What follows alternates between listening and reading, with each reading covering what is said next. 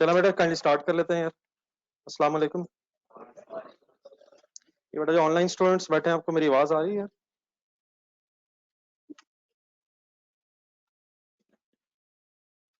Online students को मेरी आवाज आ रही है? चेक करना, देख लीजिएगा ये कनेक्टेड है कि नहीं।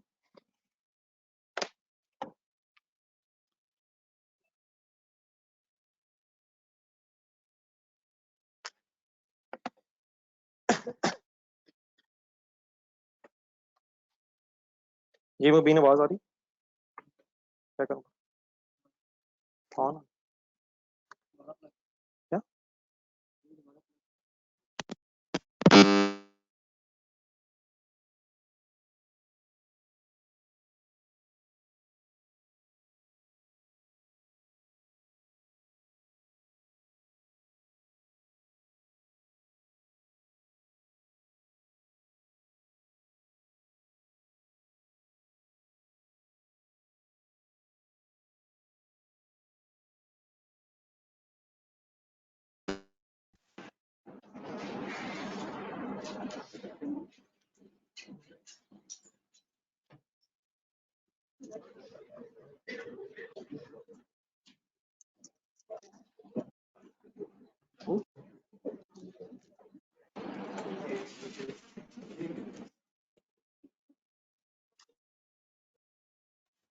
है बस नहीं। ये बुलाएगा जरा, एक मिनट साहब। सॉरी यार, एक मिनट जरा प्लीज।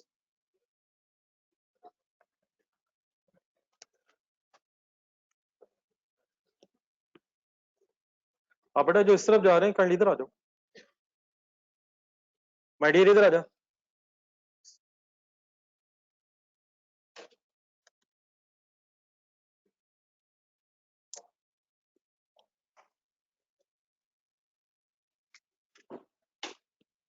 सॉरी एक मिनट जरा, काइंडली जरा आवाज का जरा मसला हो रहा है।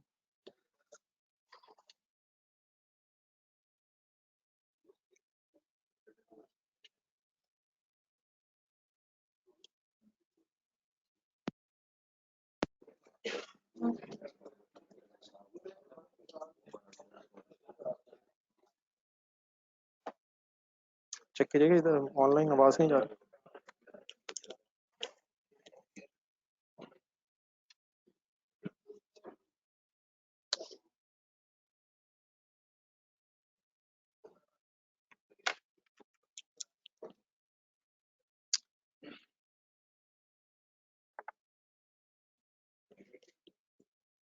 क्वेश्चंस का इशू तो नहीं, मुझे आंसर नहीं आ रहे। ये फिलहाल के एंड्स इशू आ रहा है, कुछ डिवाइस पे ऑन कर नीचे भी नहीं कर रहा। नहीं, नीचे क्लास में नहीं आ रहा। नीचे एक क्लास में नहीं आ रहा है, नहीं, जिसमें मेन बैठे हैं उसमें आ रहा। उसमें तो आ रहा है दूसरी क्लास। तो उसको फिलहाल बच्चे भी फिर इकट्ठे करें।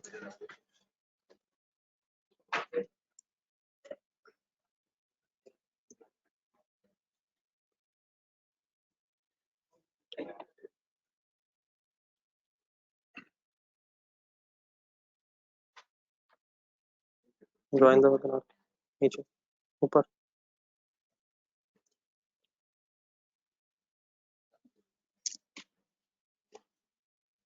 नहीं, ज्वाइनिंग हुई नहीं।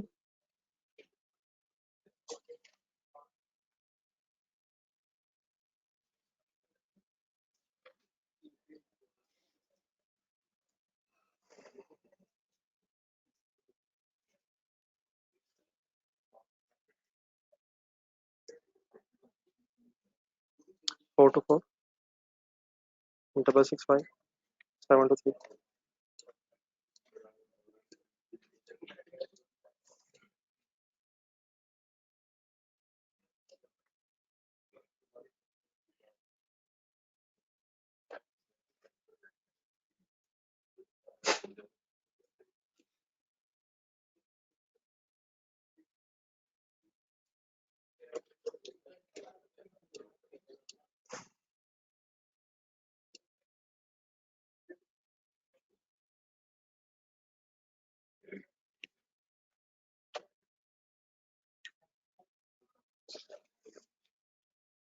अब बनाता हूँ, इसको बनाना।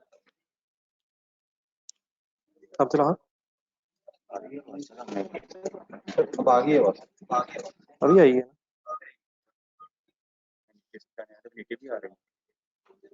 सर वो सिर्फ इसमें ना नेट दूसरा कनेक्ट किया हुआ था।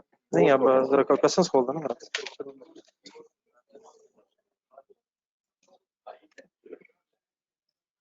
ये ऑर्गेनाइजर अब सिर्फ एक बना हुआ है इस वक्त, अब्दुल अहद। ऑर्गेनाइजर किसने बनना हो? क्या, किस नाम से?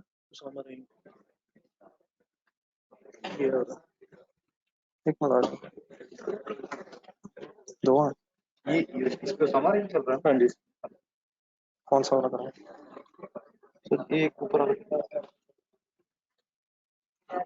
यहाँ पे तो क्वेश्चन बैंक आ रहा है सर, छोड़ हाँ? आ गया। लेकिन नहीं, मुझे भी तो चाहिए नीचे। अच्छा, वो नीचे दूसरा होगा। हाँ, ये वाला है दूसरा। प्रेजेंटर बन रहा है, इसमें आई नहीं ऑप्शन।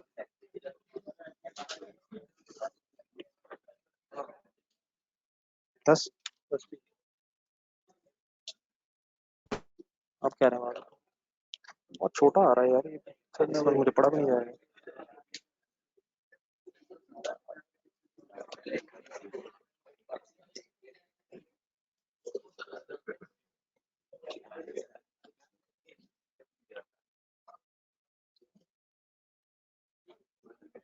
चले उसको छोड़ो, मतलब फिलहाल फिर बस इधर नहीं रख देते फिर, ये इधर से गिर ना जाए, लेकिन यार नहीं, मेरे से ना गिर जाए।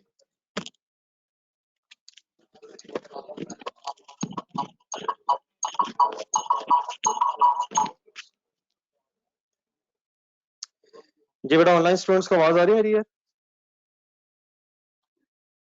सॉरी बेटा, एक काइंडली दोबारा बताइएगा तो।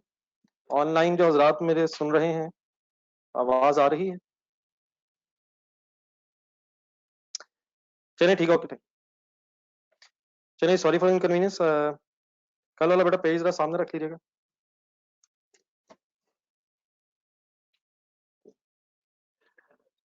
कल तक जो डिस्कशन हुई है, एक नजर अगर देख लीजिएगा, कोई कंफ्यूजन अगर है तो बताएं।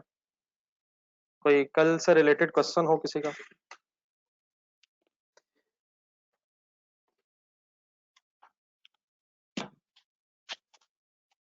ये कोई क्वेश्चन तो नहीं पड़ा किसी का?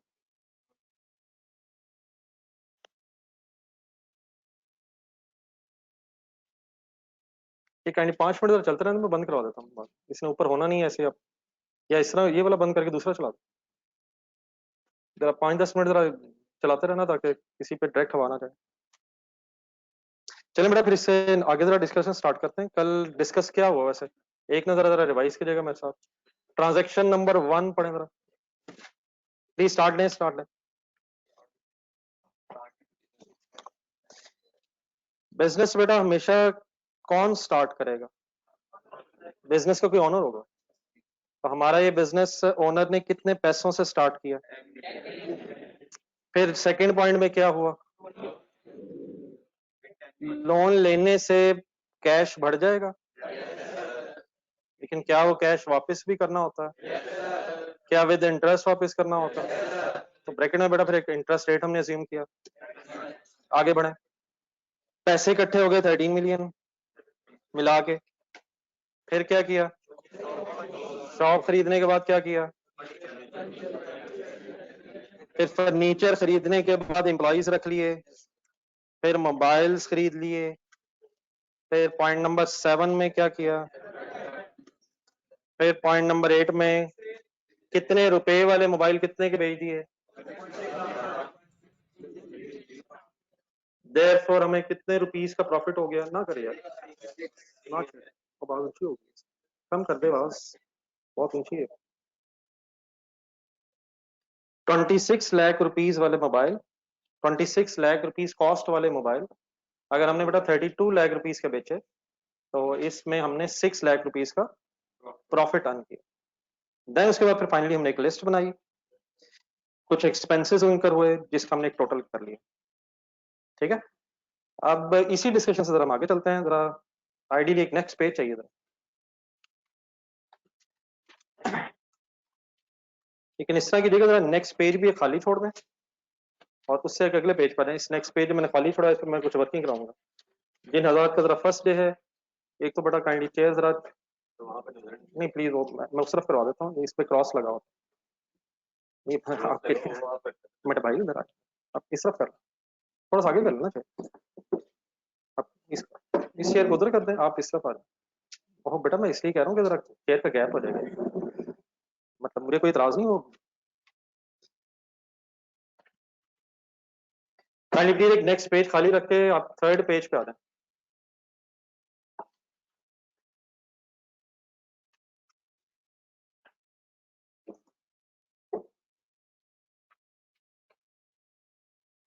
एक हेडिंग करनी लिखेगा नेक्स्ट तरफ, मेन हेड्स ऑफ अकाउंटिंग।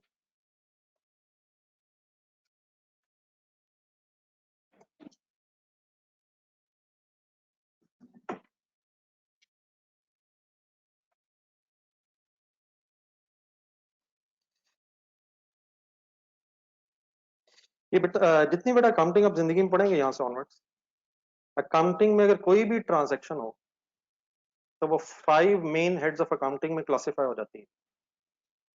जितनी अकाउंटिंग की इंफॉर्मेशन या ट्रांजैक्शंस हैं वो अकाउंटिंग के 5 मेन हेड्स में डिवाइड की जा सकती है। तो हम अब क्या पढ़ने लगे, तो 5 मेन हेड्स, तो हम इंशाल्लाह एक एक करके डिस्कस करेंगे। सबसे पहले लिखें, अकाउंटिंग में कुछ चीजें एसेट्स कहलाती।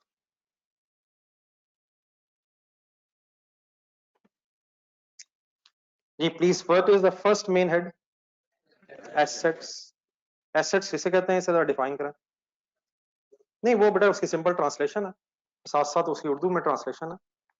एसेट जब वर्ड अकाउंटिंग में यूज होता है तो उसका एक अकाउंटेंट क्या मीनिंग समझेगा, तो एक उसकी डेफिनेशन लिखा करो, please give me a chance. Assets उन रिसोर्सेस को कहते हैं, resources controlled by business, business के कंट्रोल में हो, बिजनेस के पास हो, देयरफॉर बिजनेस उनसे उनको यूज कर सकता हो। तो resources controlled by business from which future benefits are expected.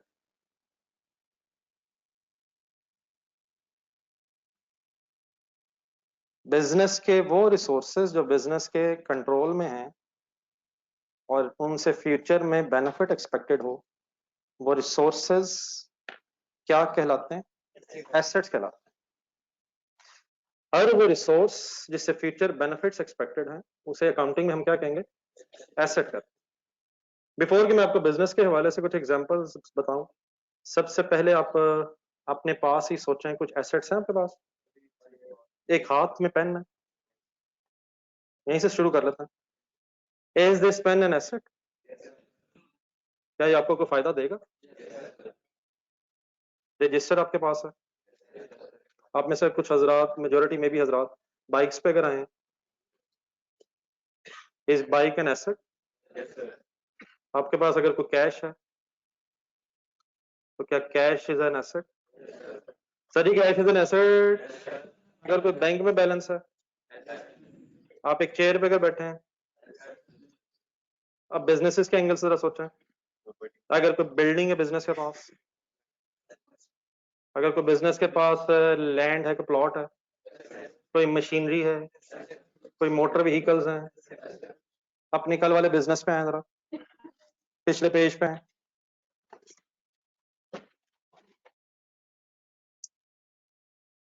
Point number 1 से शुरू करें, काम जस्ट कंसंट्रेशन का भी। क्या 10 मिलियन कैश बिजनेस का एसेट है? क्या 3 मिलियन और बैंक से जब कैश ले लिया तो वो 13 मिलियन कैश वाला एसेट हो गया? थर्ड पढ़े, क्या शॉप एक एसेट है? लेकिन क्या इस एसेट को खरीदते हुए एक एसेट कम भी हो गया है?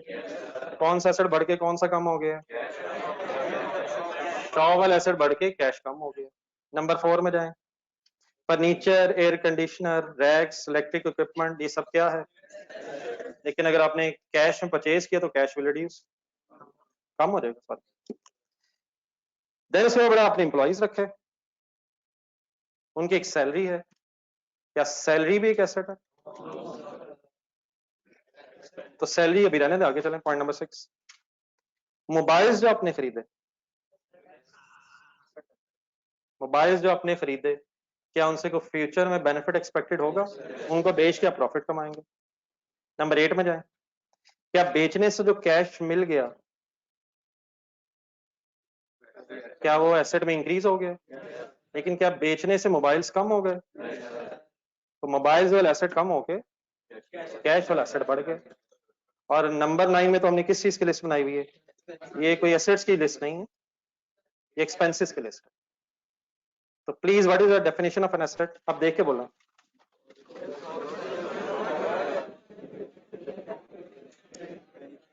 फॉर एग्जाम्पल आप चाहेंगे कि एग्जाम्पल जो हमने बोली है उनको 2-4 को लिखना होगा। Cash balance, bank balance, machinery, motor vehicles, furniture, computer equipment, air conditioners, etcetera.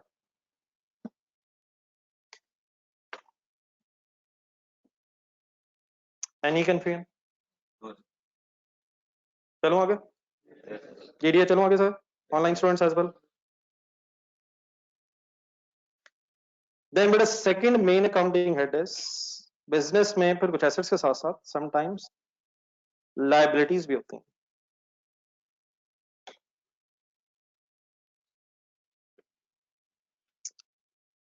Accounting point of view से लायबिलिटीज मींस होता है, लिखिएगा जरा एक डेफिनेशन इसकी भी। Liability means present obligation. अब इसके जरा डेफिनेशन में थोड़े से वर्ड्स डिफिकल्ट आएंगे, आप काइंडली लिखना, मैं एक्सप्लेन करता हूं। Present obligations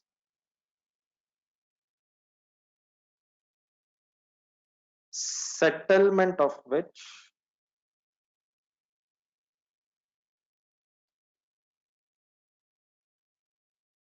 results into outflow of resources।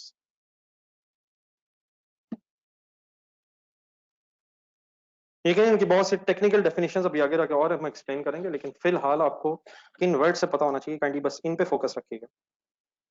Present obligations settlement of which results into outflow of resources. Business की वो प्रेजेंट ऑब्लिगेशंस जिनकी फ्यूचर में पेमेंट करते वक्त हमारे बिजनेस के रिसोर्सेज का आउटफ्लो हो जाएगा। ये आउटफ्लो मींस बिजनेस से रिसोर्सेज चले जाएंगे, आ जाएंगे। इनफ्लो मींस तो आउटफ्लो हो जाएगा। तो आइए जरा एक एक करके जरा वर्ड्स को ट्रांसलेट करते हैं। प्रेजेंट मींस मौजूदा, मींस आज है, आज एक जिम्मेदारी है। Obligation means responsibility. तो थोड़े से वर्ड जरा ट्रांसलेट कर लें। रिस्पॉन्सिबिलिटी, आज इस वक्त एक रिस्पॉन्सिबिलिटी है। सेटलमेंट का मतलब होता है अकाउंटिंग में पेमेंट। उस रिस्पॉन्सिबिलिटी की जब पेमेंट करेंगे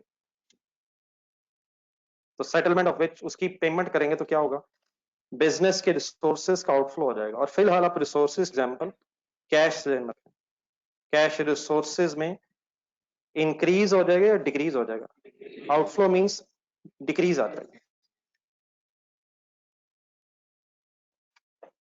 जरा थोड़ा सा जरा इर्द गिर्द थी, अगर हो सके ऊपर एक्सप्लेन कर लें जरा वर्ड्स को। ऑब्लिगेशंस मींस क्या कह रहा हूं? रिस्पॉन्सिबिलिटीज या रिस्पॉन्सिबिलिटीज ही लिखो। Settlement means payment, outflow means कमी कह लें, डिक्रीज कर लें। बिजनेस से चले जाएंगे, क्या चीज चली जाएगी? रिसोर्सेज मींस कैश चला जाएगा।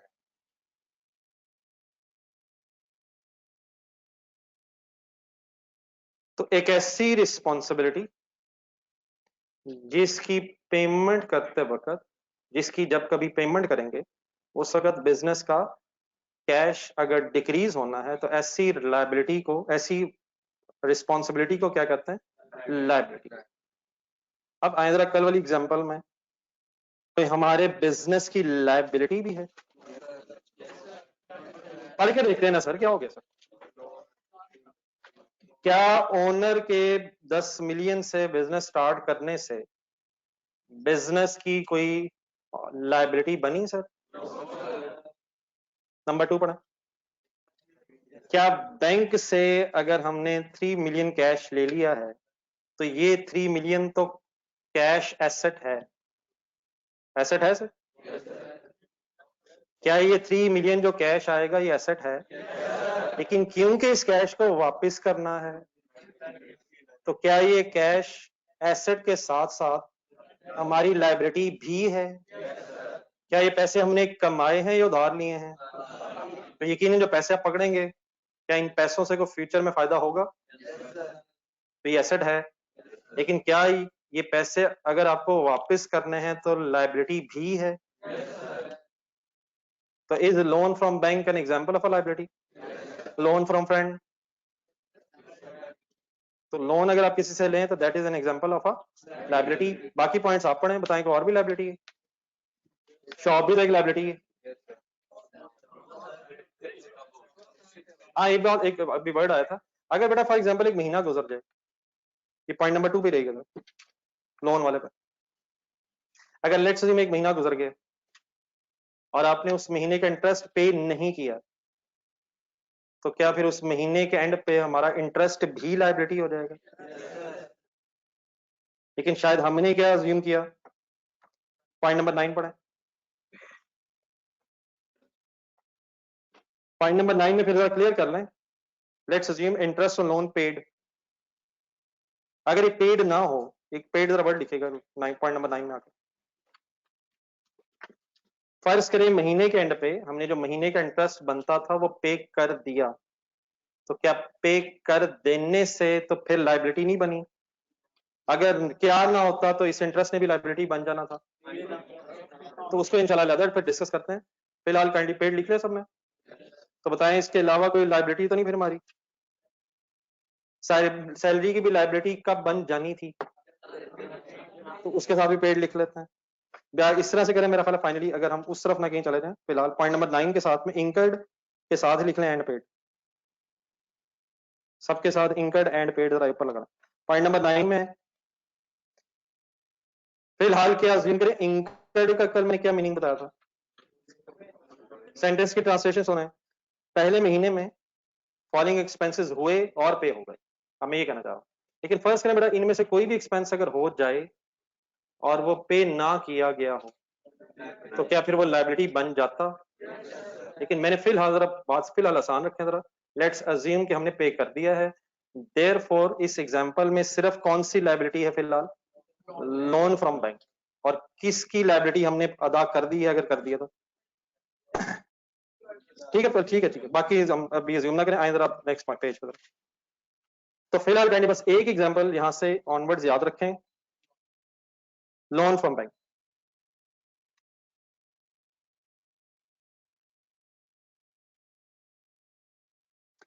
बाकी इंशाल्लाह मैं शायद आज ही या अगर आज टाइम ना मिल सका तो कल फर्दर डिस्कस करेंगे। यकीनन बिजनेस की बहुत सी लाइब्रेरीज और हो सकती हैं। आप फाइनली ये कर दें जरा काइंडली, ये जरा वर्ड्स पढ़ के जरा थोड़ा सा कंफर्टेबल हो जाए, दोबारा सिर्फ डेफिनेशन के वर्ड्स पढ़ना, ऊंची आवाज में पढ़ना, जरा मुझे भी सुनाई दे।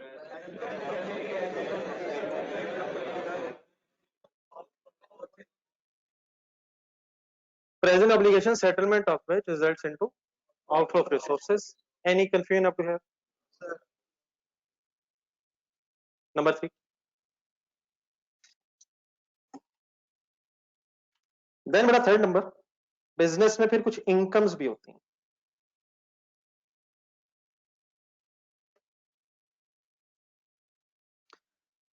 तो इनकम्स किसको कहते हैं? अर्निंग्स नहीं, earnings of business, earnings of business from its activities.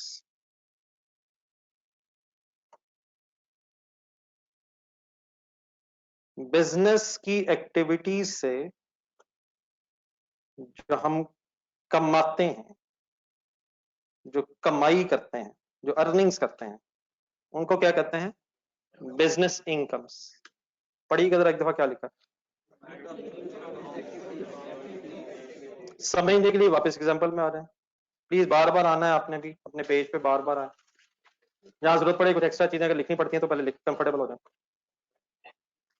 Ji my dear, point number 1 में कोई बिजनेस इनकम हुई हो?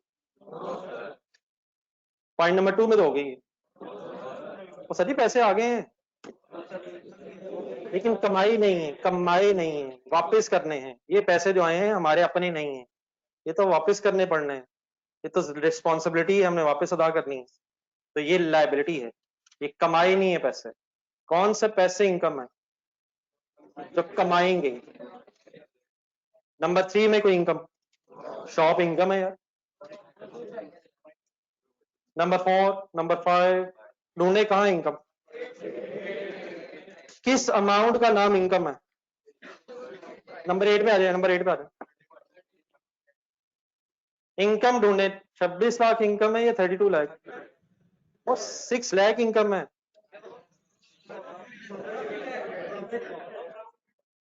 सही कह रहे हैं। क्या इनकम और प्रॉफिट में भी कोई फर्क है? स्टार्ट देखें, स्टार्ट देखें अपने पेज का, अपने पेज का बिल्कुल कल वाला स्टार्ट। इनकम बेटा उसको कहते हैं जो अपने टोटल पैसे कमाए, जो टोटल कमाया है वो इनकम है। और प्रॉफिट किसे कहते हैं? उसमें से जब खर्चे लेस हो जाते हैं फिर वो प्रॉफिट है। तो I am not talking about फिलहाल profits, I am talking about that total amount जो कमाई है। तो 32 लाख इज इनकम या 6 लाख इज इनकम? यकीनन profit is 6 lakh and profit is calculated as a difference between income and expenses. वो फिर एक्सपेंसेस लेस करके देखेंगे। तो what is amount of income in this point number 8? Circle लगाएं, सर्कल लगाएं। इसके नीचे मैंने 2 लाइनें रखवाई थी कल, थोड़ी सी जगह, तो थोड़ी सी स्पेस क्रिएट करें, लिखना शुरू करें जरा। 32 lakh rupees is income of the business, business income. जो कल हमने छोटी सी एग्जांपल डिस्कस की है उसके मुताबिक 32 lakh rupees is the business income. क्या 32 लाख रुपीज गुड्स बेचने से, चीजें सॉरी बेचने से कैश आएगा? लेकिन क्या ये कैश कमाया गया है? क्या ये कैश कमाया गया है? ऊपर पॉइंट नंबर 2 देखें, वहां भी तो कैश आया, लेकिन वो कमाया नहीं गया है, वो उधार पे लिया गया है, तो वो तो वापस करना है, देयरफॉर लायबिलिटी है। लेकिन ये कमाया गया है इसलिए ये इनकम है, ये पैसे हमारी इनकम है। Any confusion? वापस आ जाए अगले पेज पे। और कोई इनकम बल्कि आप अगर ढूंढना चाहें हमारे इस डेटा में कोई और इनकम, तो सिर्फ एक ही बड़ा इनकम थी। हमने 26 लाख रुपीज कॉस्ट वाले मोबाइल्स 32 लाख रुपीज पे बेचे थे। तो फॉर एग्जांपल, अब इसकी एग्जांपल्स लिखें। अब बिजनेसेस भी डिफरेंट टाइप्स हैं, तो मैं चंद एक एग्जांपल्स पहले बताता हूं, आप जरा सोचिएगा थोड़ा। मेजॉरिटी बिजनेसेस शायद इनकम कमाते हैं चीजें बेच के। तो सेल ऑफ, एक मिनट, सेल ऑफ गुड्स से इनकम कमाई जाती है बहुत से बिजनेसेस में। एक मिनट सर, एक मिनट, ये गुड्स किसे कहते हैं? चीजों को, अशिया को। हर वो चीज हम अकाउंटेंट्स की नजर में गुड्स होगी जिसे हमने खरीदा है विद द इंटेंशन कि हमने उसको बेचना है। आइटम्स परचेज्ड फॉर रीसेल तो क्या कहते हैं? गुड्स। इसको भी कहीं अगर मेंशन कर सकें थोड़ा सा, एक लाइन रख के नीचे इनकम के नीचे एक लिखना जरा सेंटेंस। गुड्स मींस एक लाइन छोड़ के इनकम के नीचे, इनकम के लिए एक और लाइन रख के, थोड़ी स्पेस एक लाइन की रख के, items purchased for resale are called as goods.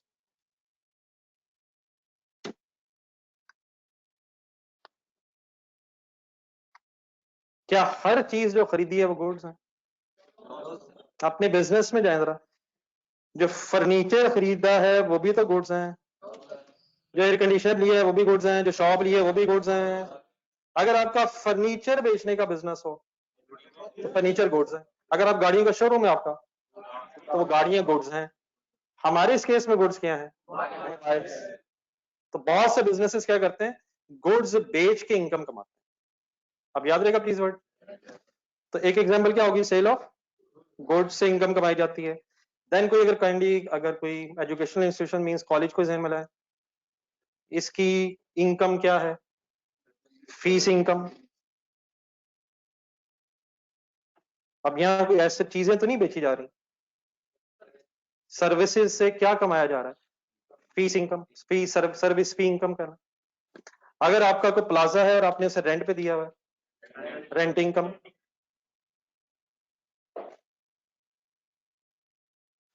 अगर फॉर एग्जांपल आप प्रॉपर्टी डीलर हैं और प्रॉपर्टीज बिकवाते हैं और अपना उसमें कमीशन लेते हैं, तो कमीशन इनकम।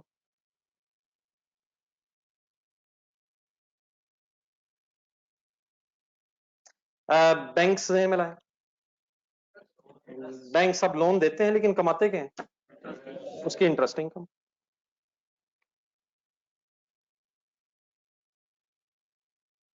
सब क्लियर हो रहे हैं प्लीज? क्या कह रहा हूं मैं? तो डिफरेंट बिजनेसेस में different types of incomes, etcetera लगाना है।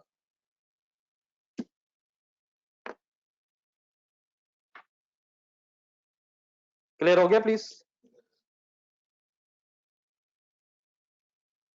ईमान साहब पे करते हैं भी, ना करें ऐसे।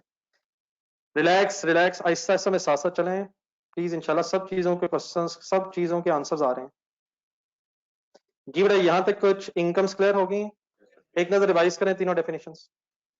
बताएं अपने शॉर्ट वर्ड्स में एसेट्स किसे कहते हैं?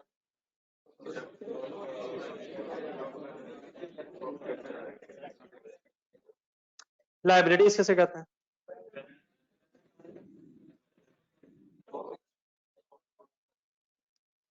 इनकम्स किसे कहते हैं? क्या income means profit? Income less expenses is profit if the income is more than expenses, और otherwise can be loss if expenses are more than the income. ठीक है, इनकम इज वो टोटल अमाउंट जो आपने अर्न की है, वो total amount जो आपने अर्न की है, और प्रॉफिट मींस जो बच गई है, जो इनकम की अमाउंट एक्सपेंसेस को लेस करके आपके लिए बच गई है, दैट इज प्रॉफिट। ये सही कहा मैंने? जी नंबर 4।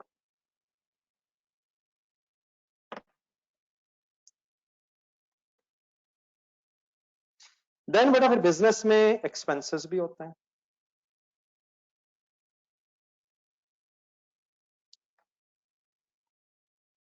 एक्सपेंसेस मींस लिखें amount for which benefits, amount for which benefit has been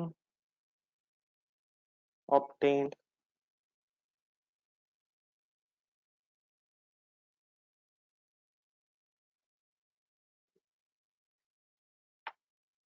इसकी एग्जांपल्स और इसको समझाने से पहले मेरी तरफ ख्वाहिश होगी कि पॉइंट नंबर 1 एसेट्स और नंबर 4 मींस एक्सपेंसेस को जरा इकट्ठा करके एक नजर देखें। क्या अगर कोई आप एसेट खरीदें, मसलन शॉप, कोई एयर कंडीशनर, तो कैश जाएगा? सोचे सोचे सोचे। तो गाड़ी खरीद रहे हैं तो कैश चला जाएगा? क्या एक्सपेंसेस पे भी कैश जाएगा? फर्क क्या है दोनों डेफिनेशन में? कोई क्रक्स निकालेंगे, कोई इसमें क्या डिफरेंस लग रहा है? आप जरा पढ़ के कोई डिसीजन लेना, 1 में और 4 में कोई डिफरेंस है क्या सर? सबसे बेस्ट एग्जांपल बेटा, आपके हाथ में एक पेन है, लेट्स अज्यूम ये 20 रुपीज का है। जिस दिन आपने पेन परचेज किया, बताइए क्या है? ये 20 रुपए एसेट है। क्यों? इसका फ्यूचर बेनिफिट होगा, आपने इसे इस्तेमाल करके बेनिफिट्स लेने हैं, जो भी लिखना वगैरह। लेकिन लेट्स अज्यूम आपने इसे लिख के एक हफ्ते बाद खत्म कर दिया, तो क्या अब ये जो 20 रुपए एसेट था, अभी भी 20 रुपए एसेट ही है? एसेट किस में कन्वर्ट हो गया? क्यों? अब आपने फायदा ले लिया। ये रजिस्टर कब तक एसेट रहेगा? तो हर एसेट की एक लाइफ है। तो एसेट क्या चीज है जिससे फ्यूचर बेनिफिट्स मिलना है, और एक्सपेंस क्या है? वो अमाउंट जिसका फायदा हो गया हो। वापस आए पिछले पेज पे, मुझे जरा एक्सपेंसेस अब ढूंढ के बताएं।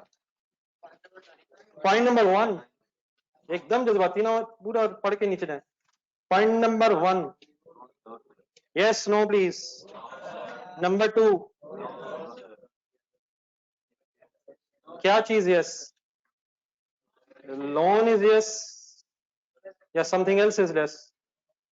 नहीं कुछ यस नहीं, जिसने भी यस कहा, मतलब खुदा ना खासा मैंने कुछ लड़ना थोड़ी। क्या लोन इज एन एक्सपेंस?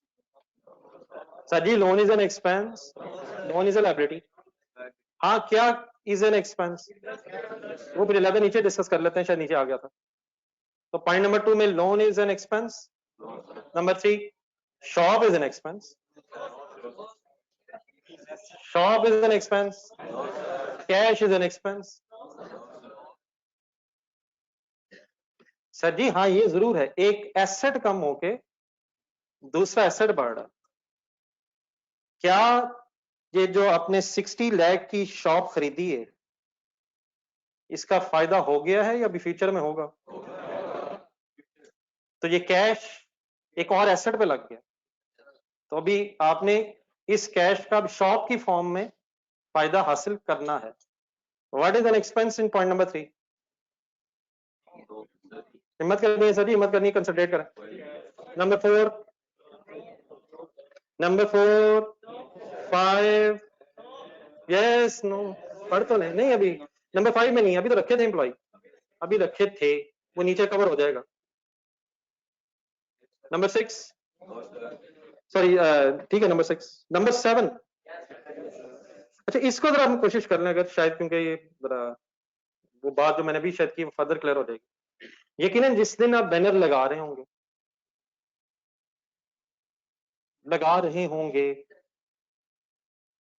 उसी दिन क्या ये एडवर्टाइजमेंट आपका एक्सपेंस हो जाएगा? लेकिन अब वो कितने दिन बाद, 2, 4, 5, 10 दिन बाद जब उतर जाएंगे, तो अगर हम स्ट्रिक्टली स्पीकिंग जब हम बैनर लगा रहे होंगे तब तो इन 20,000 रुपयों का फायदा हमें मिलना होगा। फिर जब ये बैनर खुद ब खुद ही उतर गए होंगे या उतार लेगा या फटफटा जाएंगे, तो क्या फिर ये 20,000 एक्सपेंसेस में कन्वर्ट हो जाएगा? तो जब हम पॉइंट नंबर 9 में नीचे जाएंगे, जाए जरा एक मिनट,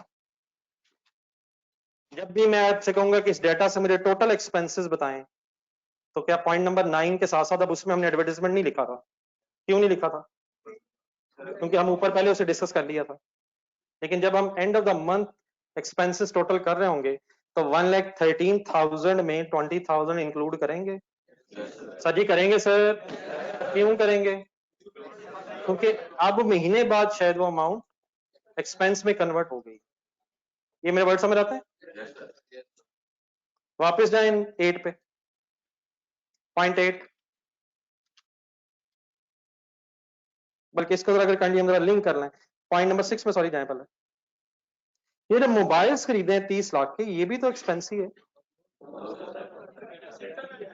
जब ये खरीदे गए थे तो क्या 30 लाख रुपए के सारे मोबाइल्स एसेट थे? लेकिन अब जरा इसको ध्यान में रख के पॉइंट नंबर 8 पे हैं, क्या 30 लाख रुपीस में से 26 लाख रुपीस के वो मोबाइल्स जो अब बिक गए हैं उनका फायदा मिल गया है?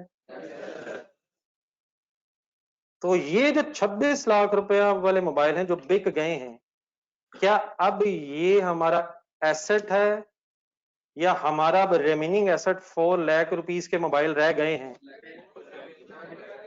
क्या इनको बेचने के बाद 26 लाख के वो मोबाइल जो अब हमारे पास नहीं होंगे, विजुलाइज करें, किसको दे दिए होंगे? कस्टमर को दे दिए होंगे। तो क्या वो 26 लाख के मोबाइल जो अब हमने बेच दिए हैं, क्या वो अब हमारे लिए 26 लाख की अमाउंट एसेट कहलाएगी या एक्सपेंस कहलाएगी? 30 लाख रुपीस को क्यों एसेट कह रहे हैं हम? जब खरीदे थे तो 30 लाख के एसेट से, लेकिन क्या 26 लाख के मोबाइल्स का 32 लाख रुपीस पे बेच के हमने फायदा ले लिया है? तो कितने लाख के मोबाइल अब हमारे लिए एक्सपेंस कंसिडर होगा? सब क्लियर है प्लीज? और क्या सारा एसेट खत्म हो गया, ये अभी भी मोबाइल्स का एसेट कुछ रह गया? अब 4 लाख अभी भी एसेट क्यों है? क्योंकि उसका फ्यूचर फायदा होना है। किसका बेनिफिट हो गया है? 26 लाख के मोबाइल्स का बेनिफिट हो गया है और रिमेनिंग जो 4 लाख के मोबाइल्स रह गए उनका फ्यूचर बेनिफिट होना है। तो therefore eight the end of the month अगर हम डिस्कशन करें तो only 4 lakh rupees mobiles are asset, while remaining 26 lakh rupees is converted into expense of the business. Any confusion? Point number 9. जी 5 पढ़िएगा बेटा क्या है?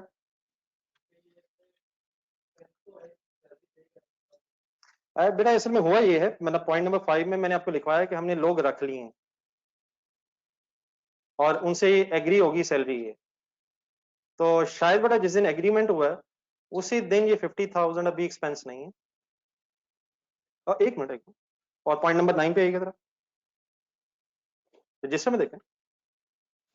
पॉइंट नंबर 9 में जब हम आए हमने लिस्ट बनाई, तो अगर आप नोट करें तो अब हमने उस सैलरी को एक्सपेंसेस की लिस्ट में लिख ली है। तो मैं उसको वहां इसलिए एक्सपेंस नहीं कह रहा क्योंकि जब रखा तो उसी दिन एक्सपेंस नहीं हुआ।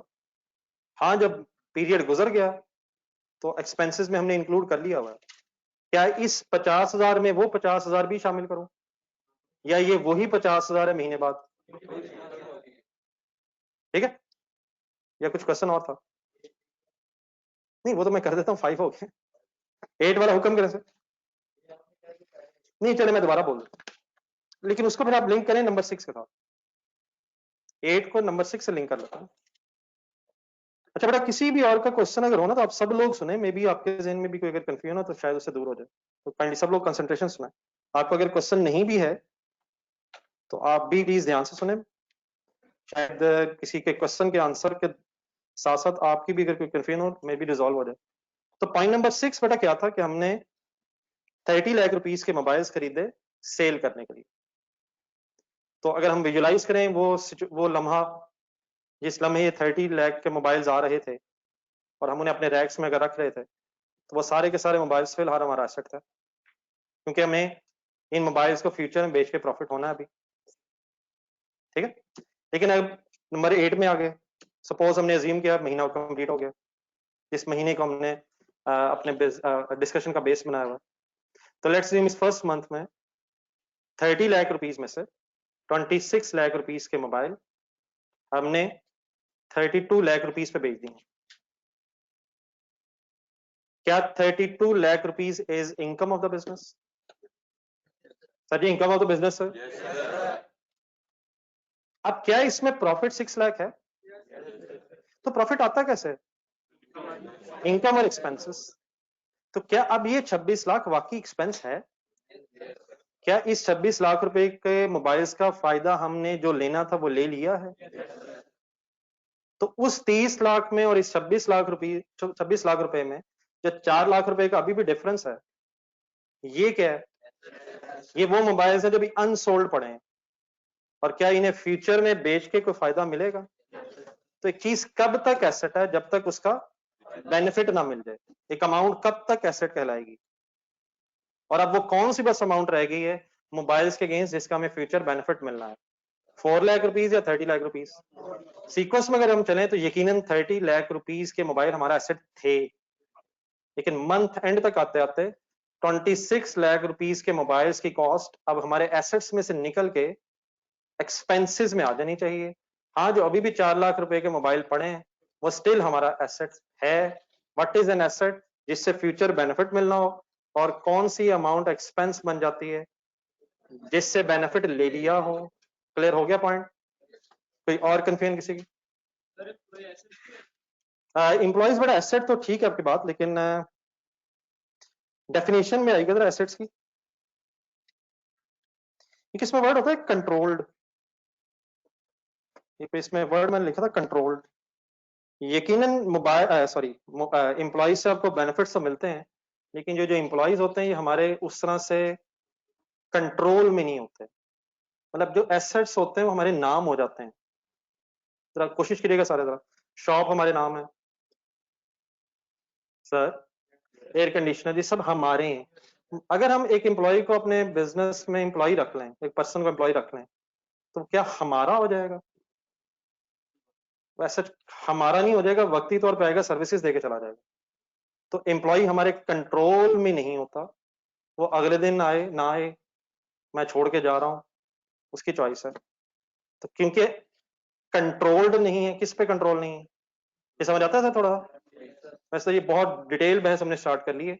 एम्प्लॉइज का जो नॉलेज है वो यकीन एक एसेट तो होता है, लेकिन वो बिजनेस के कंट्रोल में एसेट नहीं है। एम्प्लॉय हैज राइट के वो आज हमारे पास है, कल छोड़ के किसी और के पास चला जाए। लेकिन अगर हम दूसरी चीजों को जिनको हम एसेट करें उनको अगर सोचें तो वो सारी चीजें हमारे कंट्रोल में होती हैं और देयरफॉर हम उनसे फ्यूचर बेनिफिट्स ले सकते हैं। एम्प्लॉय अगर कल ना आए हम क्या कर सकते हैं? क्या कर सकते हैं? क्या एम्प्लॉय हैज राइट कि वो जिस दिन चाहे आए और जिस दिन चाहे ना आए जॉब छोड़ के जा सकता है उसे जब अच्छी जॉब मिले? तो क्या एम्प्लॉइज से फ्यूचर बेनिफिट्स हमारे कंट्रोल में हैं? ये शायद हम सर्टेनिटी से नहीं कह सकते। इसलिए और नंबर 2 एक और इंपॉर्टेंट इश्यू ये है, पॉइंट नंबर 5 पढ़ना सर। फर्ज करें अगर एक सेकंड अगर मान भी लें कि एम्प्लॉय हमारा एसेट है, तो बताएं एम्प्लॉय हमारा कितने रुपए का एसेट है? हैं क्या एम्प्लॉय की वैल्यू 50,000 है?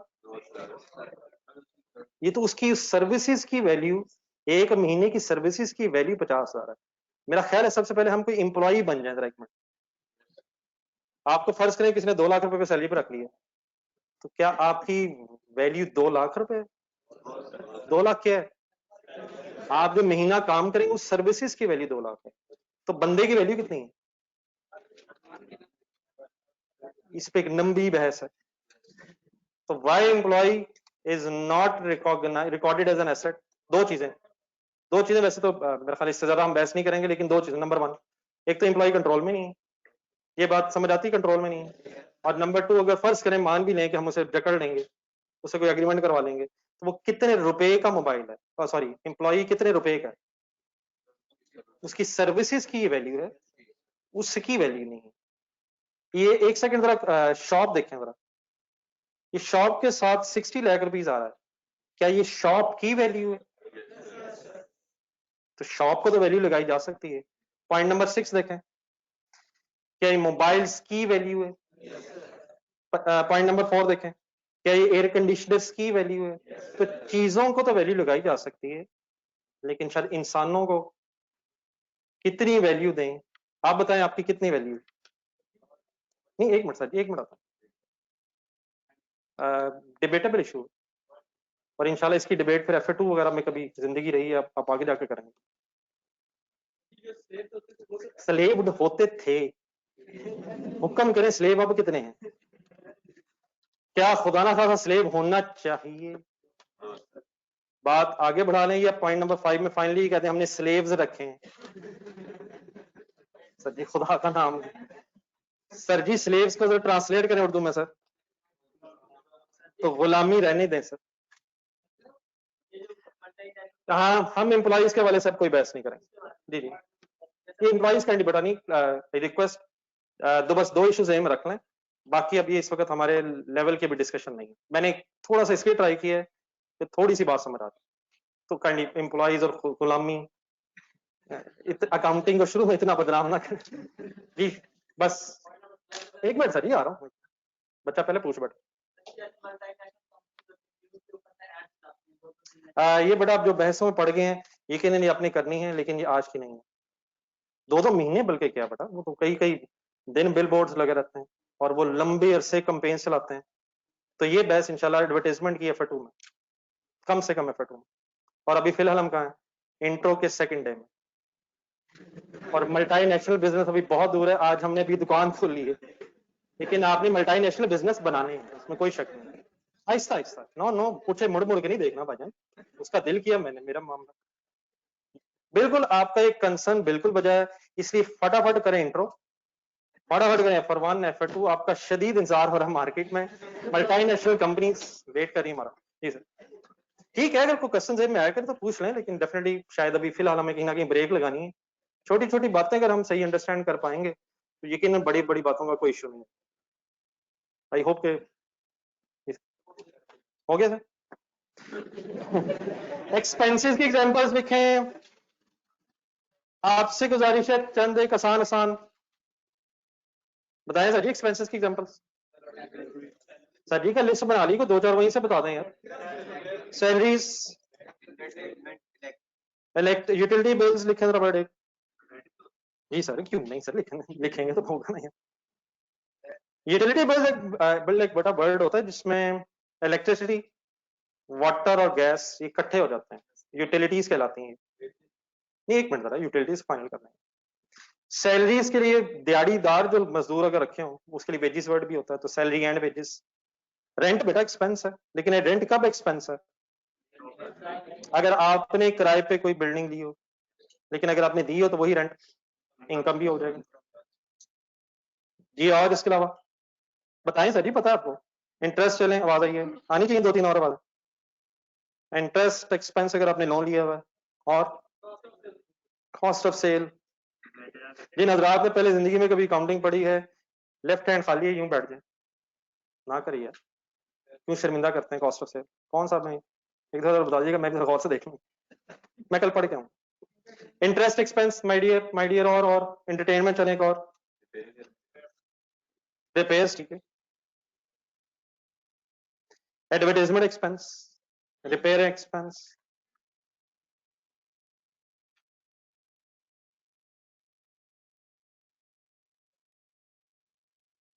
एक्सेट्रा।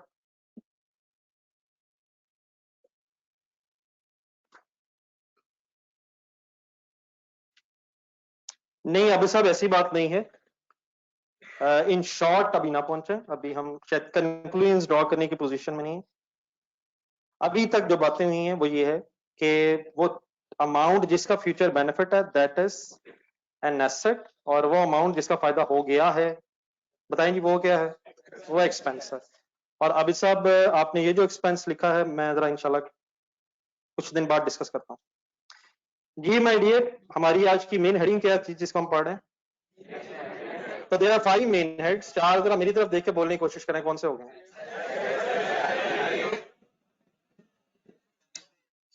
एसेट। अब डेफिनेटली कोई तरतीब ऐसी नहीं है कि जिसको आपने ऐसी सीक्वेंस में याद रखना, तो अगर ये सीक्वेंस चेंज हो जाए तो वो खैर है। तो जरा ट्राई करना मेरी तरफ देख के दोबारा जरा। एसेट्स, लायबिलिटीज, इनकम, एक्सपेंसेस, और लास्ट बेटा मेन कैपिटल। लेकिन उसी को एक इंटरचेंजेबली वर्ड एक और भी यूज होता है कैपिटल ही के लिए, स्लैश करके लिख लें इक्विटी। मतलब आप इससे सिंपली कह लें एक ही चीज के दो नाम हैं। अब एक ही चीज ये है कौन सी जिसके दो नाम है, इसको थोड़ा सा डिफाइन करना है।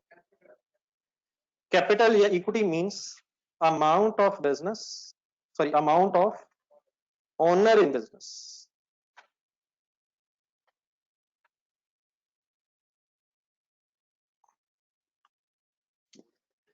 Amount of owner in business, business में ओनर के पैसे कैपिटल या इक्विटी कहलाते हैं। किसके कहां पैसे क्या कहलाते हैं? किसके कहां पैसे क्या कहलाते हैं? ओनर के बिजनेस में पैसे, कैपिटल या उसे इक्विटी बोला जा सकता है। कैपिटल बोलें या इक्विटी बोलें, ये एक ही चीज के दो नाम हैं। कल वाली एग्जांपल में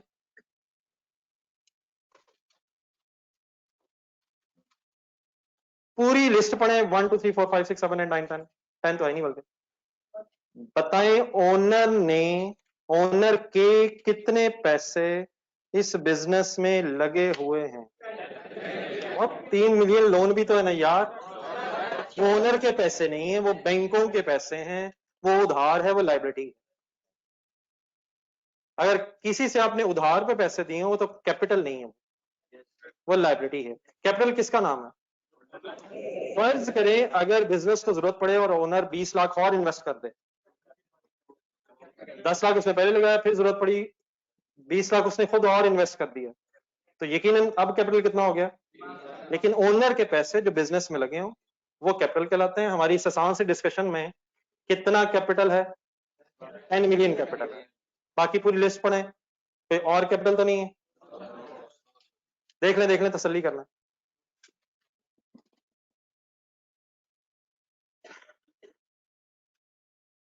यहां तक क्लियर है सर? अब मैंने खाली पेज छुड़वाया था इस पेज से पीछे।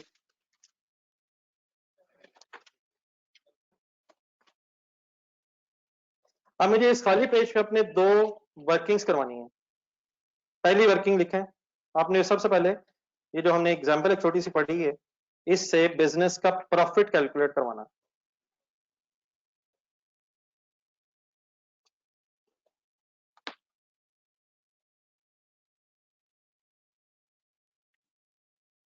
Profit for the first month, नहीं सर जी,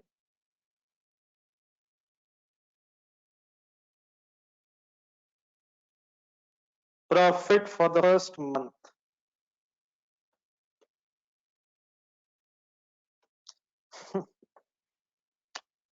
प्रॉफिट सर जी कैलकुलेट कैसे होता है? बिजनेस इनकम,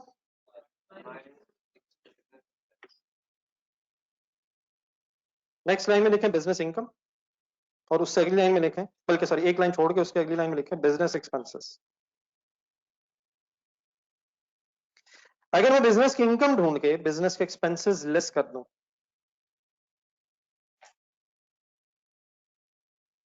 तो क्या बिजनेस के प्रॉफिट या लॉस तक पहुंच सकता हूं? पिछले पेज पे जाएं, लिखिए, अगर नोट कर रहे हैं तो कर लें।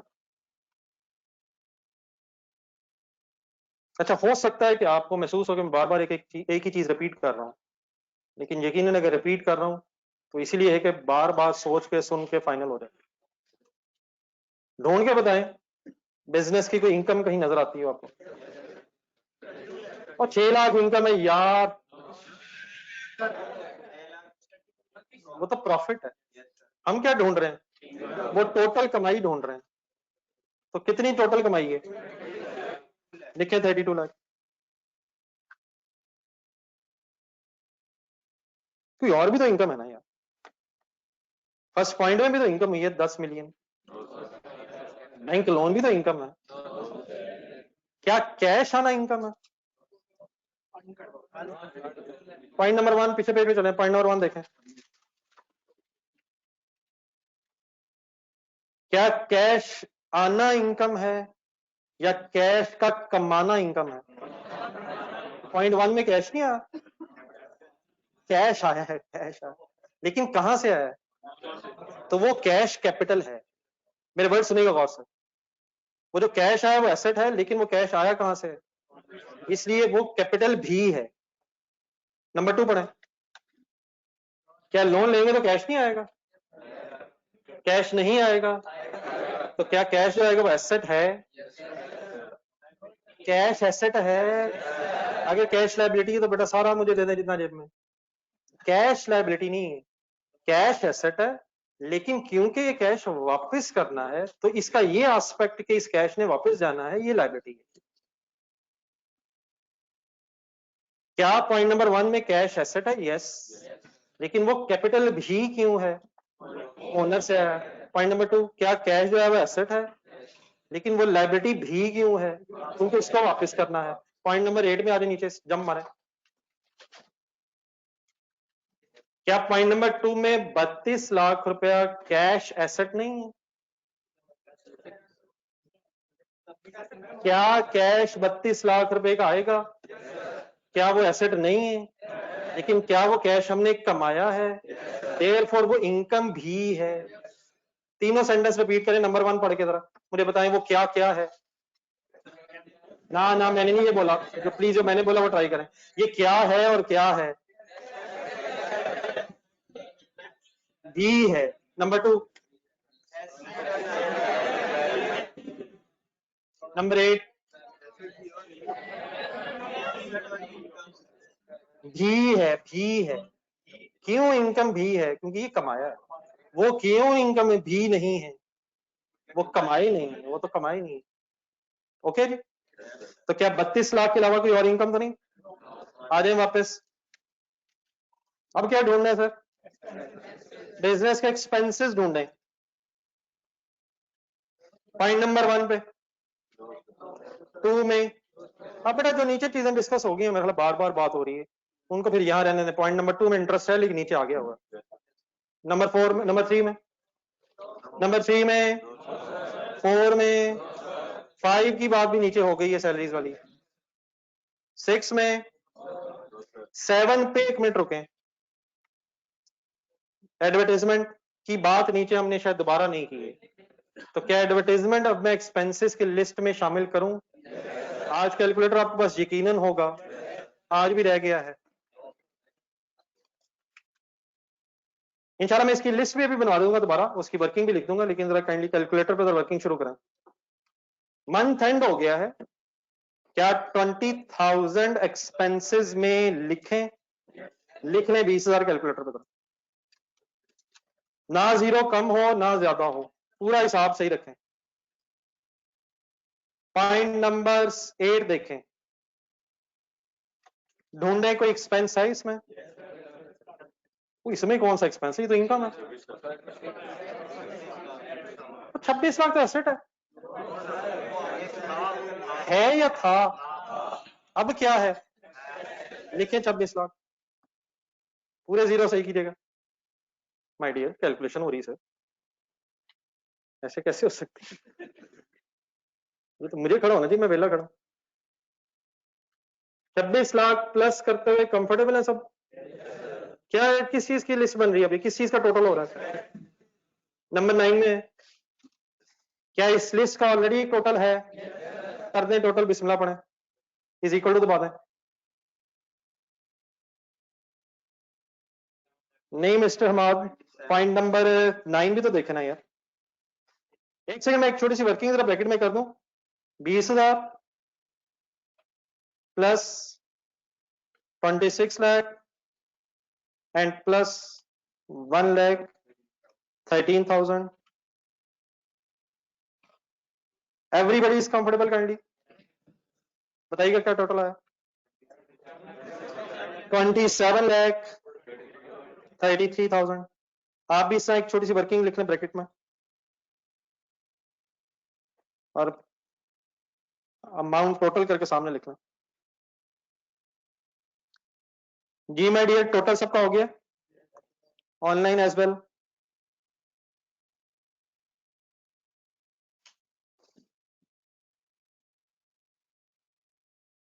जी सर। क्या बेटा, जो लोन है वो लायबिलिटी है या एक्सपेंस? तो हम प्रॉफिट कैसे निकालें? इनकम माइनस लायबिलिटीज या इनकम माइनस एक्सपेंसेस? क्या एक्सपेंसेस की लिस्ट बनाते हुए लोन का प्रिंसिपल बीच में ऐड करूं? नहीं मतलब काइंडली सोचो।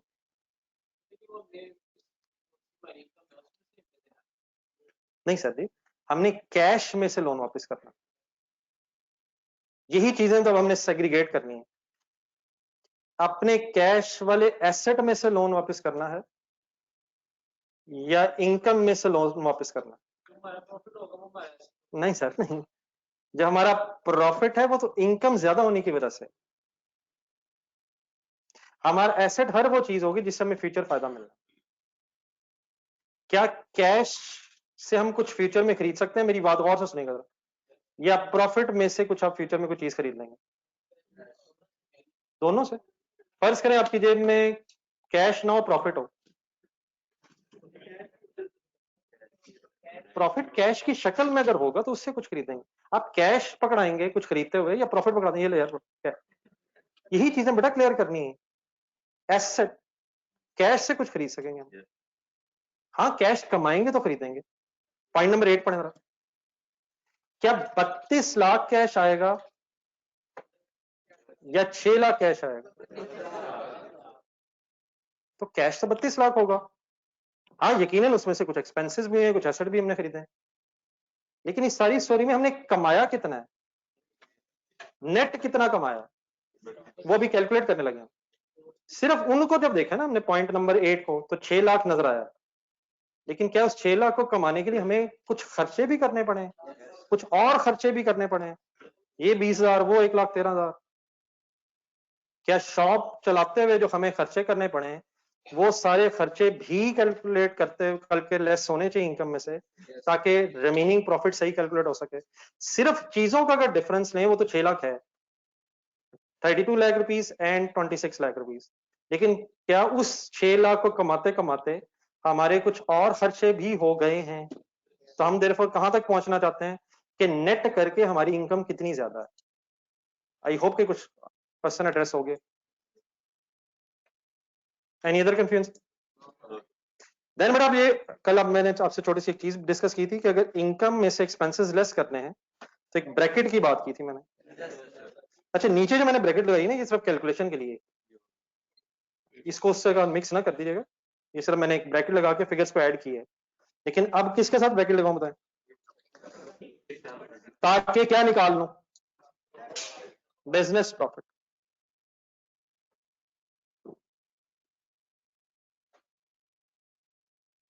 जी डियर आंसर बताइए। 4,67,000। यार ये तो अच्छा वाला पॉइंट नंबर 8 में लग रहा था 6 लाख कमाया, ये रह गया 467। सबको पता चला है ये क्या हो रहा है। उस 6 लाख को कमाते कमाते कमाते हमारे 1,33,000 के 20 मिला के 1,33,000 के फर्दर एक्सपेंसेस भी इस पीरियड में हुए हैं। सब क्लियर हो गए हैं काइंडली, और सर जी बता दें यार, कोई कंफ्यूजन यहाँ तक, इकट्ठे हो जाए जरा, यहाँ तक अगर कोई आगे पीछे रह गया फिगर्स कंप्लीट करना।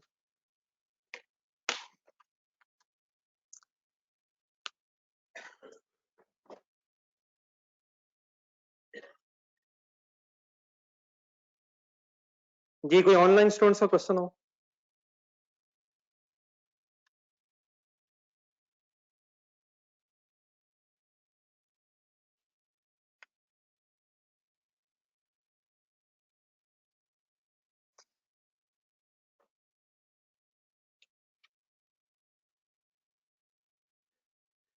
चलो ठीक।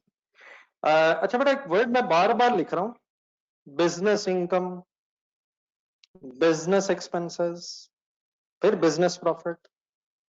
हमारा जो सारा फोकस है ना अकाउंटिंग करते हुए, हमने बिजनेसेस की काउंटिंग करनी है। कल मैंने स्टार्टिंग पॉइंट आपको बताया था। आपसे एक छोटा सा सवाल है इस कॉन्टेक्स्ट में हो रहा है। ठीक है, ये जो ओनर है जिसका ये बिजनेस है, इसका यकीनन कोई घर भी होगा जहां ये रहता होगा, उस घर के भी बिजली के बिल होंगे। अगर फॉर एग्जांपल वो घर रेंट पे है तो उसका रेंट भी होगा। अगर वो मैरिड पर्सन है उसके बच्चे स्कूल वगैरह भी पढ़ते होंगे, उसके घर के खाने पीने के खर्चे भी होते होंगे।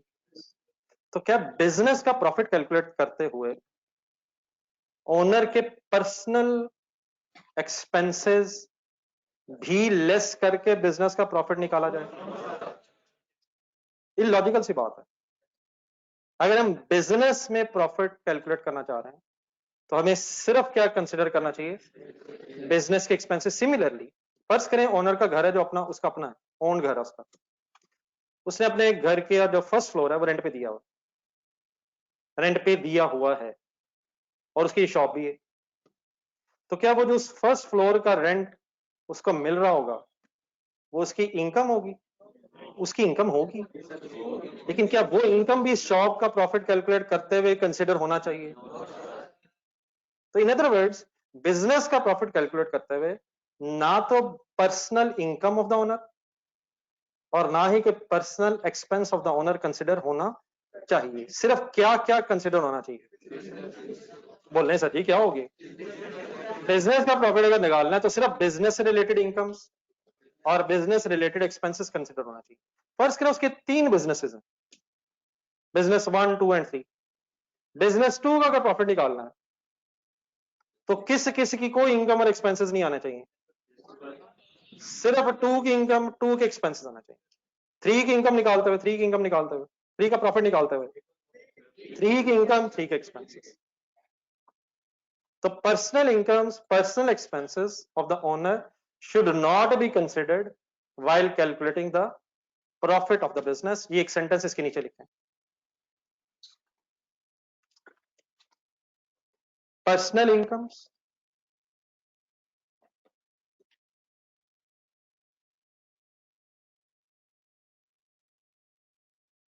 and expenses of owner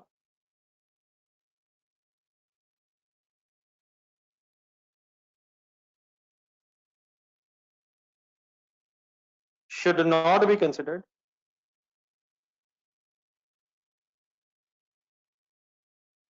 while calculating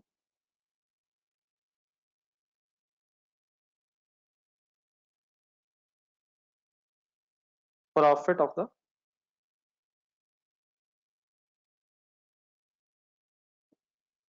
profit of the business. ये जो हजरात आप लास्ट लाइन में बड़ा नजर आ जाता सही।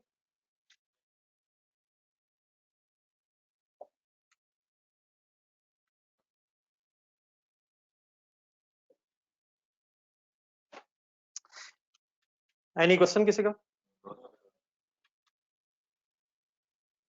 नेक्स्ट बेटा सेकेंडली आपने इसी पेज पे हाफ पेज मेरा ख्याल बच गया होना अभी है जगह अभी, तो इसी के आगे हेडिंग लिखें calculation of capital.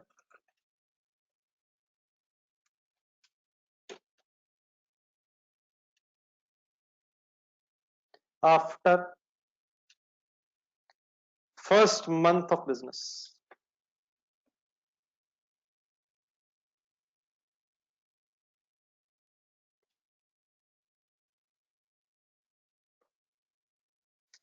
Calculation of capital after the first month of the business।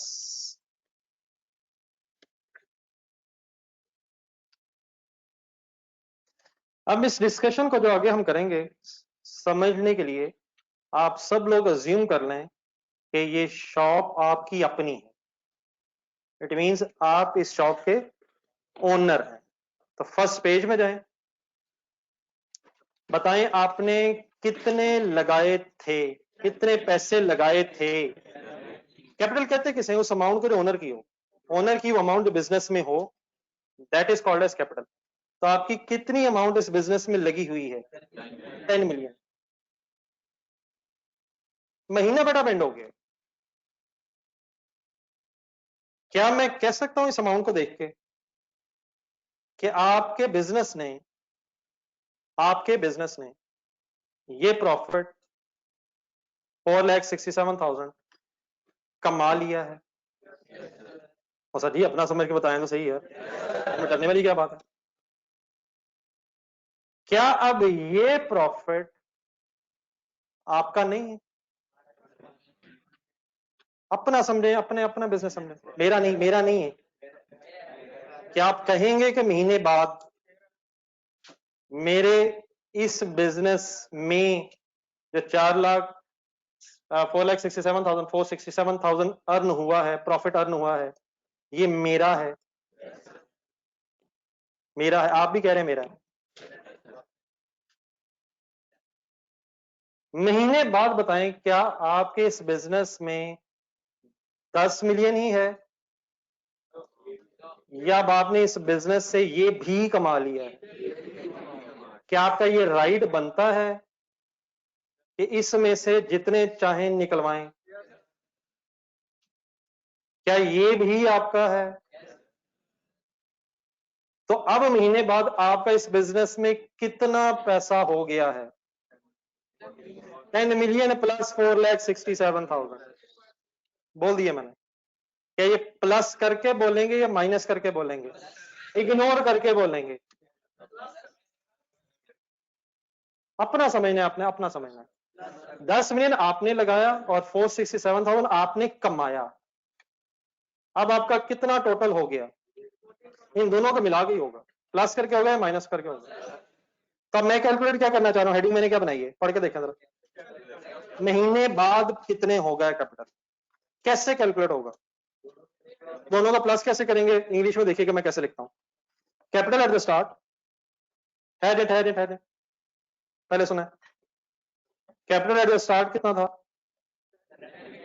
10 million. और अगर प्रॉफिट हुआ है तो क्या फिर उसको इसमें ऐड करूं या लेस करूं? क्या ऐड करूं, वर्ड बोला। इनकम ऐड करूं, एक्सपेंसेस करूं या प्रॉफिट करूं? प्रॉफिट कैसे आता है? इनकम हुई, खर्चे निकाल दिए आपने, जो बचा वो ओनर का, और ओनर आता है। तो क्या ऐड होगा सर इसमें? सर जी क्या ऐड होगा सर? Business profit. खुदा ना खास्ता, अभी आजकल वैसे बातें तो नहीं करनी चाहिए, जब कुछ दिन और गुजरेंगे फिर सोचेंगे, खुदा ना खास्ता वो हो जाएगा। क्या प्रॉफिट ही हो सकता है या वो भी हो सकता है? तो वो जो भी हो सकता है वो भी तो प्लस ही हो जाएगा फिर। तो माशाल्लाह इतने अकाउंटेंट बन गए, फिलहाल वो नहीं हुआ। फिलहाल क्या हुआ है? वही हुआ है जो चाहते थे। सब एग्रीड है सर, मैं प्लस कर रहा हूं, लिखें।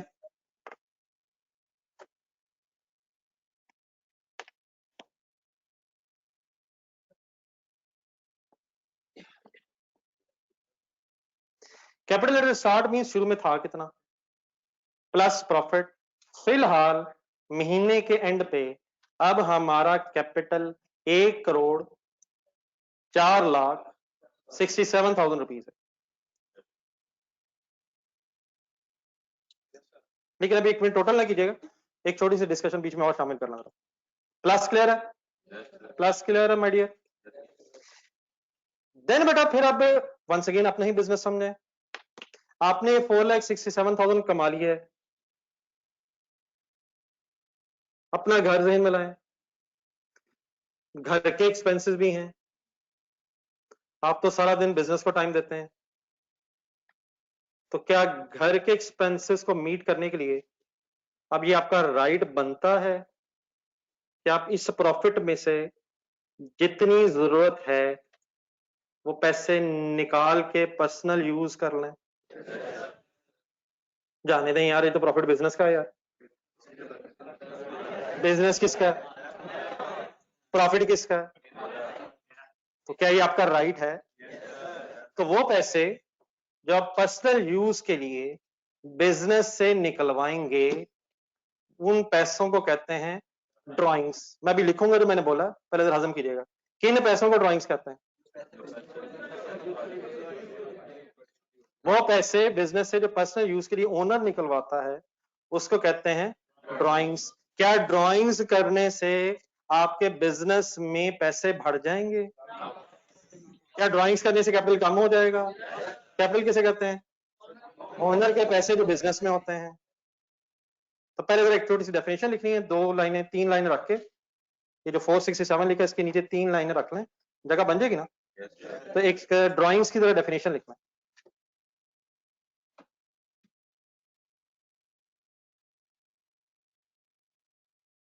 ड्राइंग्स मींस अमाउंट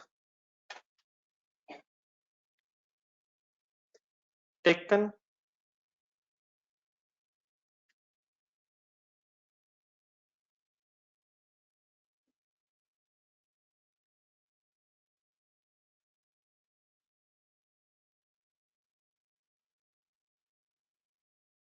जी बेटा, ये आपने क्वेश्चन पूछा हुआ है ऑनलाइन, प्रॉफिट को प्लस क्यों करेंगे? आपको एक आंसर आया, समझ आ गई बात? काइंडली रिस्पॉन्ड कीजिएगा प्लीज। ये drawings means amount taken by owner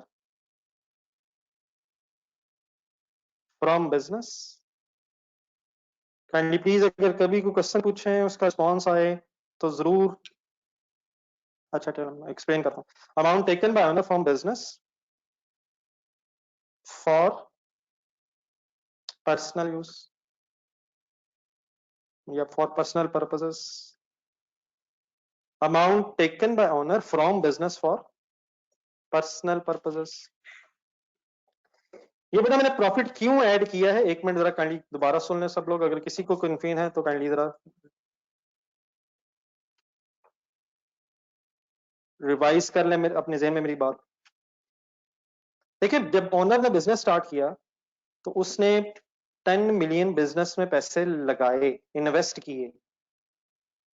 अब मंथ अगर गुजर गया है और ओनर के बिजनेस ने 4,67,000 रुपीज प्रॉफिट कमाया है, तो बिजनेस क्योंकि ओनर का है, देयरफॉर ये पैसे भी ओनर ही के हैं। और जब तक ओनर अपने इन पैसों को नहीं निकलवाएगा by the name of drawings, तब तक उसके पैसे फिर बिजनेस में ही होंगे। जैसे ही ये प्रॉफिट कमाया गया, फर्ज करें प्रॉफिट कमा लिया गया लेकिन ड्राइंग्स नहीं हुई, आप सबसे क्वेश्चन है, फर्ज करें प्रॉफिट कमा तो लिया है लेकिन ड्राइंग्स नहीं हुई। ड्राइंग्स का मतलब पता चल गया ना? तो क्या वाकई 10 मिलियन एंड 4,67,000 रुपीज अब ओनर के बिजनेस में है?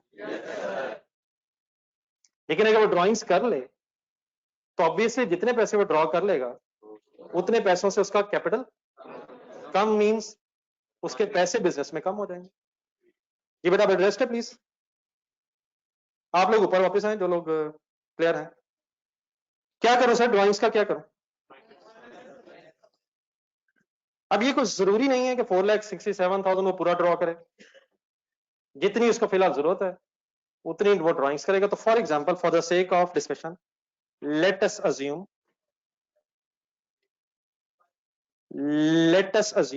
कि 3 लाख रुपीस की ड्राइंग्स हुई हैं। बताएं क्या इसको ब्रैकेट लगाऊं? क्यों ब्रैकेट लगवा रहे हैं? क्योंकि इसे लेस करना है। तो please after all this discussion, capital at the start plus profit minus drawings, क्या चीज कैलकुलेट हो जाएगी? पहले मुझे नाम बता देना प्लीज, जल्दी ना करें, कैलकुलेशन की इतनी जरूरत नहीं है। Capital at the end of the first month. इस महीने के स्टार्ट पे 10 मिलियन था, प्रॉफिट कमाया गया, कुछ ड्राइंग्स कर ली गई, फाइनली कितना रह गया? 10,167,000। सही है? कैलकुलेट करेंगे। आपके इस बिजनेस में अब कितने पैसे हो गए? 10,167,000, 10.167 मिलियन, 1,01,67,000, 67,000। कुछ बोल लें, अपनी समझ के बोलें। देखें गिने भी नहीं जा रहे इतने पैसे, संभालेंगे कैसे? जरा बोल के देखें जरा कितने हैं, मिलियंस में बोले जरा कितने हैं। 10 मिलियन पूरा और बाकी 1,67,000, फिर 0.167 होता है। 1 मिलियन में 10 लाख, 10 लाख 1 मिलियन में, और अगर 1,67,000 रुपीज है, 1,67,000 रुपीज है, तो there for balancing figure 0.167 million और 10.167। ठीक है सर? कुछ क्लियर है सर? मेरी तरफ जरा देख के बता दें कैपिटल की कैलकुलेशन कैसे होती है। Capital at the start plus profit minus drawing is equal to capital at the end of the month. एक छोटी सी हिम्मत विदाउट एनी फिगर जरा ट्राई करके देखते हैं, फिर सोच के चलते हैं जरा। सेकंड मंथ स्टार्ट हो गया, सेकंड मंथ के स्टार्ट पे बताएं कितना अब कैपिटल होगा? यही जो एंड में है, ये अब start of the next month हो जाएगा, फिर उसमें नेक्स्ट मंथ का प्रॉफिट ऐड होगा, फिर उसमें क्या होगा? ड्राइंग्स लेस हो जाएंगी, फिर क्या कैलकुलेट हो जाएगा? Capital at the end of the second month किस महीने का स्टार्टिंग पॉइंट बन जाएगा, फिर उसमें क्या ऐड हो जाएगा, फिर क्या लेस हो जाएगा, एंड सो ऑन, ये सिलसिला चलता रहेगा। तो कैपिटल की कैलकुलेशन कैसे होती है? Capital at the start plus profit minus drawings. क्या प्रॉफिट होने से कैपिटल बढ़ जाता है? क्या प्रॉफिट होने से कैपिटल बढ़ जाता है? क्या ड्राइंग्स बढ़ने से कैपिटल कम हो जाता है? देख के बताएं, देख के बताएं। ड्राइंग्स बढ़ने से कैपिटल कम हो जाएगा।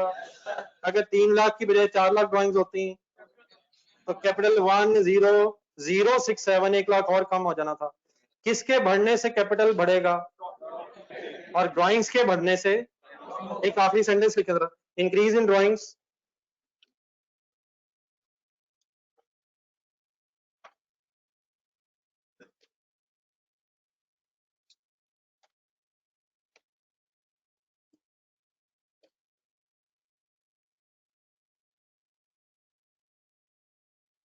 ये बेटा मैं आपको स्पेसिफिकली फिर अभी आंसर देता हूँ, बल्कि आपके पास शायद एक आंसर आया होगा, जरा देखें जरा, ये आंसर सफिशिएंटली एड्रेस करता ही नहीं, वरना मैं इसका आंसर फिर आपको लाता देता हूँ। इंक्रीज इन ड्राइंग्स, सॉरी जरा काइंडली, आप घड़ियां देख रहे होंगे, नहीं मतलब मैं देख, इंक्रीज इन ड्राइंग्स, नहीं मुझे पता है आप पढ़ने वाले बच्चे हैं, आपने कौन सा कभी टाइम बेस्ड स्टडी की है? हमेशा टास्क बेस्ड स्टडी करते हैं, काम खत्म होगा तो घर जाएंगे। तो क्या आपका ख्याल है काम खत्म हो गया? सॉरी यार, मैं जल्दी नहीं में जाना चाह रहा था, मुझे नहीं लग रहा आप मुझे वापस जाने देंगे। तो एक सेंटेंस लिखना, उसके बाद फैसला कर। Increase in drawings will result into increase in drawings will result into decrease in capital, decrease in capital या increase in capital, and vice versa लिख के बोले, vice versa क्या है? नहीं बुलेट बोले तो सही है, बुलेट बोलने क्या बनेगा? decrease in drawings will result into increase in capital। everything is clear जो आज डिस्कस हुई है sir? Please my dear, revision बनती है जाके यार, घर के लिए अभी कुछ नहीं दे पाऊंगा क्योंकि कुछ दिन हमने सिर्फ कॉन्सेप्ट डिस्कस करने हैं। प्लीज दोबारा पढ़ना है, कोई कंफ्यूजन हो तो क्लास के स्टार्ट में प्लीज दोबारा डिस्कस किया करेंगे यार। जज़ाकल्लाह। बेटा ये अगर कल क्वेश्चन डिस्कस कर लें सबके साथ हो जाएगा इंशाल्लाह, कल क्लास के स्टार्ट में कर ली। बेटा आप खुद सोचते होनी चाहिए, फिर इसका मतलब ये होगा कि आपने अपना इनिशियल कैपिटल वापस ले लिया। नॉर्मली होना नहीं चाहिए, लेकिन आपकी मर्जी है, आप अपना कैपिटल वापस भी निकलवा सकते हैं। ठीक है।